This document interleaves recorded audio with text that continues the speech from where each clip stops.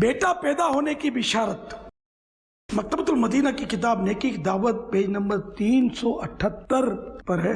حضرت شاہ ولی اللہ محدث دہلوی علیہ رحمت اللہ القوی انفاس العارفین پیج نمبر 79 پر فرماتے ہیں، میرے والد ماجد حضرت شاہ عبد الرحیم علیہ رحمت اللہ الکریم فرماتے ہیں، میں ایک بار حضرت سیدنا خواجہ قطب الدین بختیار کاکی علیہ رحمت اللہ الباقی کے مزار منور کی زیارت کے لیے گیا۔ ان کی روح مبارک ظاہر ہوئی اور فرمایا، تمہارے یہاں فرزند یعنی بیٹا پیدا ہوگا، اس کا نام قطب الدین احمد رکھنا۔ چونکہ زوجہ بڑھاپے کو پہنچ گئی تھی، اس لیے میں نے خیال کیا شاید اس ارشاد سے مراد بیٹے کا بیٹا یعنی پوتا ہوگا۔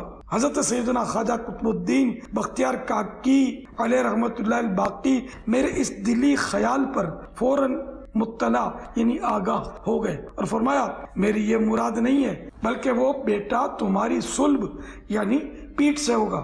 شاہ ولی اللہ رحمت اللہ تعالی علیہ مزید فرماتے ہیں، والد ماجد نے ایک مدت کے بعد دوسری خاتون سے نکاح فرمایا تو میں پیدا ہوا۔ شروع میں یہ واقعہ یاد نہ رہا تو والد صاحب نے ولی اللہ نام رکھ دیا، اور کچھ عرصے کے بعد یاد آیا تو دوسرا نام یعنی حضرت سیدنا خواجہ قطب الدین بختیار کاکی علیہ رحمت اللہ الباقی کے فرمان کے مطابق قطب الدین احمد رکھا۔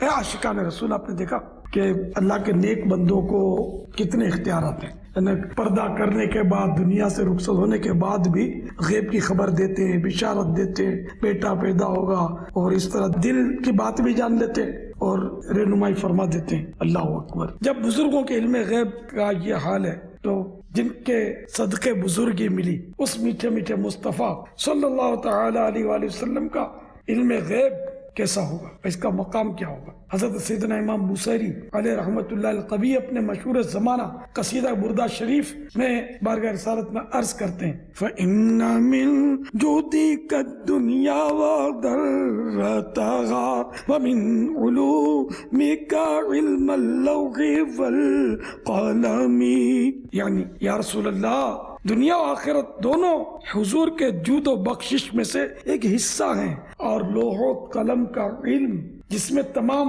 ما کان و ما یکون یعنی جو ہوا اور ہوگا سب لکھا ہے، یہ سارا آپ کے علوم کا ایک حصہ ہے۔